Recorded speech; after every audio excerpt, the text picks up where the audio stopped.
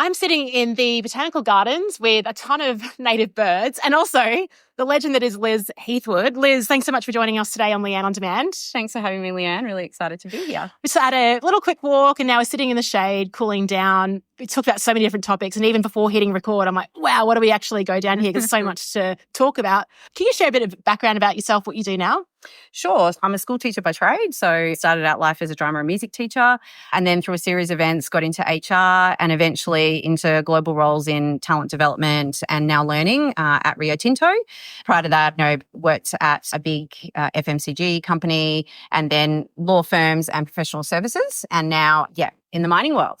I love all those different industries that you've worked in. Let's talk about learning. And the reason I reached out to you is because you have really interesting takes and you really do love looking ahead to the future and disrupting the norms. And that's what you're doing in your role at Rio. As someone that works with leaders, I'm looking ahead going like AI, we've got all this tech, we've still got distributed teams, we've still got traditional types of leadership development being run. What are you noticing about the landscape of leadership development in 2025? Oh, it's such an interesting one. And I've just written an article on this recently. And I think we're still very much in traditional mode of doing leadership development. And I think part of that, I love Siobhan McHale, who talks about Insider's Guide to Culture Change and the mental maps that we form and the way we frame things in our frame of reference. So leadership development programs are often developed from what leaders experienced when they went through leadership development. And so it's a generational thing. I think we could be doing a lot more to think to the future around, how do we use technology to augment traditional programs or make things better? Because at the moment, we might get a big company in to come and lead a leadership development program, which is great and it's fancy and people think, oh, that's so cool. We've got this really big brand name coming in to do leadership development. But for me, it's like, are they taking that back to the mindset that they're on or the particular work situation? Are they able to apply those skills in the workplace? Because they can learn it in a classroom, but the actual real skill application can often be really different story.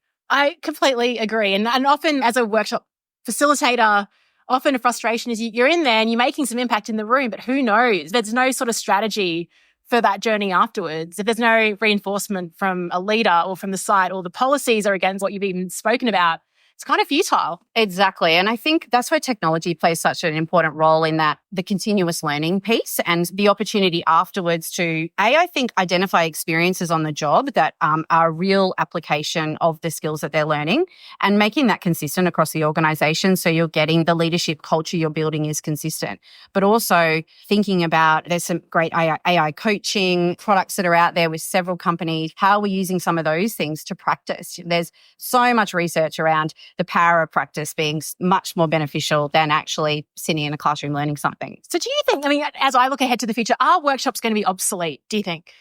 It's a really interesting question, isn't it? Yeah. Because I do think it's important from a peer learning point of view and a social learning point of view. So I think maybe the shape of workshops will change. And is there more of an opportunity to learn from each other? Because there's so much knowledge in a room. I love Chad Littlefield talks about the years of experience in a room and how he doesn't want to be the one standing up the front just talking about his experience. Storytelling for me, I just think is such an untapped resource that we need to be doing more with. Yeah. And I love that phrase. Jenny Blake uses the phrase friend-touring as well, like sort of that peer-to-peer, shoulder-to-shoulder. And I've often found, like even recently, more of my role is actually, rather than being the content expert, it's creating maybe a container for conversations and like giving, like kind of sparking that and then letting, like you said, the group and those years of experience kind of take over. Definitely. And I think the days of having a PowerPoint slide deck up in a classroom are gone. And I think we need to, kill that now. And for me, what I'm really trying to do through some of the programs I'm doing at Rio is think about like just having a Nick Shackleton-Jones resources, not courses. So what is it that we can do that's like a brochure that sits in front of them and is a thought prompter, but it sparks that discussion and then the learning evolves from that as opposed to sitting there with your arms folded, taking in PowerPoint slides. There is something that, I know we're in the digital age, but you talk about a brochure and even some of the things that I've got to trigger me at home are just like a simple Post-it note on a screen reminding me to do something. You're like, it's so powerful. It's free. It's on a post-it note. It is. And I know, it may sound old school, but particularly at Rio, because we've got people on site, they don't have access to computers. So again, we have to think creatively about how we do things. Even tabletoppers in a dining room where they're eating is a way to get across learning moments to people, or posters. So I think, because before my professional services background, you're probably more thinking of the online digital mode, but I love at Rio, I get to think about different modes of learning and how to get that to people. Yeah, because you really have your audience is massive. There's been global, huge business. Yeah. You've got head office people, you've got a distributed workforce, you've got people within sites. There's so many sort of subcultures in the organisation. Yeah. And one thing I've particularly loved is we've got so many different cultures in the organisation. And again, they're all in these amazing parts of the world like Argentina and the Congo. And so thinking about people with low literacy, some of them have very limited education. So how do we think about different ways of providing learning to those people, and not just a way that the Western audience would receive something? So really pictorial based. A lot of them, particularly in Africa, they use voice recording for a lot of things. So when they start up a machine, instead of reading their take 5, which is like the 5 instructions to start up, they listen to a recording of it. So some really clever things like that, which I hadn't been exposed to before until I came to Rio. I didn't even know that either. And that is obviously music to my ears, being a podcast host. I love voice. I love voice. I think the word you use for this is like, for getting people to pay attention, is like an activation. Definitely. And really creative ways of doing that. And that seems to be your sweet spot, that sort of mix of the learning design, but also doing it in a really creative way that people pay attention. We are in the attention economy, where it's hard to get people to even read an email, let alone maybe click to go to an online course. Like, what are some approaches to... But everyone wants your attention when you're working in a business. So how do you... My biggest tip is tap into what already exists. What we try and come up with really fancy ways of doing things and sending out these big emails, and they're all really helpful, of course. But as you say, we're being bamboozled by things. So what are the existing internal things that you can tap into? Like every month we have a floor meeting with a safety share, and there's an opportunity there to say 5 minutes on, hey, this is coming up, make you aware of this, or book into this course. Where are the lunch and learns or newsletters that are going out that already exist? So I think there's some really good opportunities to do that. One thing I love is creating a toolkit for people to actually be able to activate it, because a lot of them don't know where to start. So being able to pick up an email that's already written for them and just whack it in and send it to a leader. Make it easy. Make it easier. Yeah, rather easier. Yeah. And I guess with technology now, like the uplift to do that is, hopefully it's easier. Sometimes I find that I use ChatGPT and I'm spending way more time on that, brainstorming with it, than actually doing the thing I was meant to be doing. And so I'm like, Leanne, just stop it. Leanne, it'd be a lot faster if you just wrote this yourself. Yeah. And so because you've got a global role, you've got to have relationships with many different people. Like how are you building relationships with colleagues around the world? Yeah, it's a really good question. Yeah. I think for me, it's a bit of muscle memory, because in my previous role at EY, I had to do that as part of my role. And I love that, because you become more of a global citizen and learn different things about people. So I think being proactive, and you hear about something cool, reaching out to them saying, hey, I heard you did this, love to have a chat to you about it. I met with a guy at our Kitty Mat site in Canada last week, and he had the most amazing background. And I think also just getting to know people on a personal level. Yeah. So I always ask people, what do you like to do outside of work? I found out his son was a fighter pilot for NATO.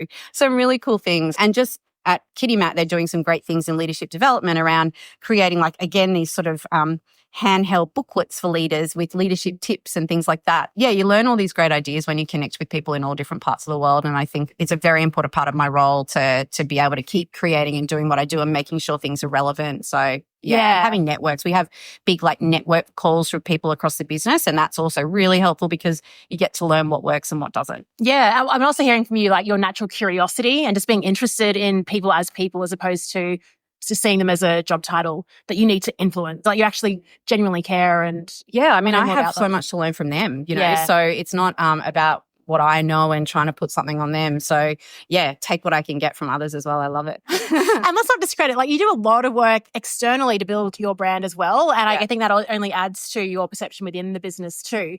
And recently when I was at Rio, I eavesdropped, I jumped in, you were leading a session on LinkedIn. And it's so interesting hearing your tips from someone that works within a business, because it's quite, as I'm external, I don't really have any guardrails in terms of what I can post. But when you're internal, it's a little bit different. And you were really encouraging people to build their brand and use the platform. Definitely. I think it's such a missed opportunity, and there are so many lurkers on LinkedIn. And it's a similar thing where I'm currently leading our internal learning community of practice. We've got 800 members in our community of practice.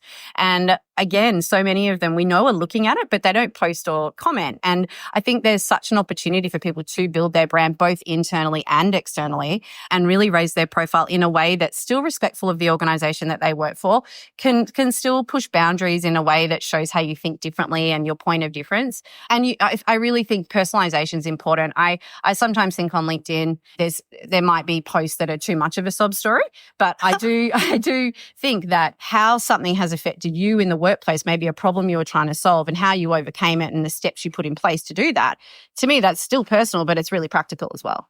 It's actually a really good recipe for anyone that wants to start posting. And I often, like when I'm thinking of what do I post, it's like, actually, like, here's something I did today. I had to figure it out, and this might be useful for someone else. Yeah. It's that easy. Exactly. Like, and don't get me wrong, I'll probably rewrite the post 15 times, but but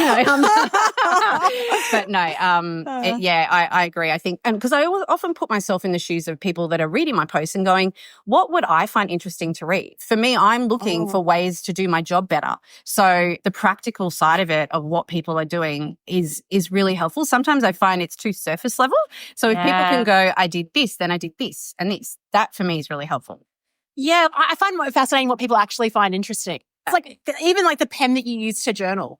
I think I did an Instagram story last year of just like the pen that I use and the amount of responses around that. Yeah, it is. It is something that's so mundane. So mundane. Yeah, it is. That's fascinating. I know. Well, it's a gorgeous pen. For people working in learning or even like leadership consultants like me, what's the challenge or what should we be mindful of as we look into the future of even keeping ourselves relevant? Yeah, it's an interesting one. I do it a lot with consultants and vendors. And the biggest thing for me, I feel like the future is about co-creation. And I think the days of these waterfall processes or ADDI processes where you go and you do something in a bubble and then you present it to the client with this big reveal, for me, it just doesn't land as well. And I think there's such an opportunity. I'm working with a company at the moment and we've had such an agile process in the way we've worked. And I know people overuse that word, but what I've loved is we've literally started with scribbles on a page and it's been back and forth. And then we've had Figma boards and I've had access to their Figma board and seeing the designers do stuff in real time. And so for me, that co-creation is so incredibly important. I've been helping write the copy and the learning training program and all of those things. I think that vendor and client relationship is really important moving forward. It's not an us and them mentality. I love that. When I was working on my new brand, it was the same thing. And I could not wait for our weekly calls because stuff was going on in the background. I'm like voting on different images I liked and then they were doing their thing in the background and then you meet up and it's just so much more powerful. It is, yeah. And like we talk about buy-in a lot and people are like, I created the thing, then I get buy-in. It's like you get buy-in the second you have the idea. Like the second you're even thinking about it, that's when you start socializing it. It's been a really great process and just being able to be creative with them too. I've loved that as the client. So that's wonderful. Is there anything else, Liz, you want to share about learning, leadership, anything on the show? Sometimes I think you and I spoke about it's hard to move a culture of an organisation and that's tricky, but keep pushing where you can and agitating in little ways and don't just take no for an answer and try to think around how you can bring innovation to an organisation and not just do things the way, because that's how they've always been done. Oh, I love that. I love that phrase, agitating in little ways. Like even it's almost like a little fly or a mosquito, just kind of like, which is like, people see as a pest, but hey, they're effective when they bite. Like that great drama, small little thing. Yeah. Liz, if anyone wants to reach out to you, where can they find you? Yep. Feel free to reach out to me on LinkedIn. I'm always happy to connect. Amazing. We'll pop a link to that in the show notes. Thank you. Thank you so much for hanging out. It's been so fun.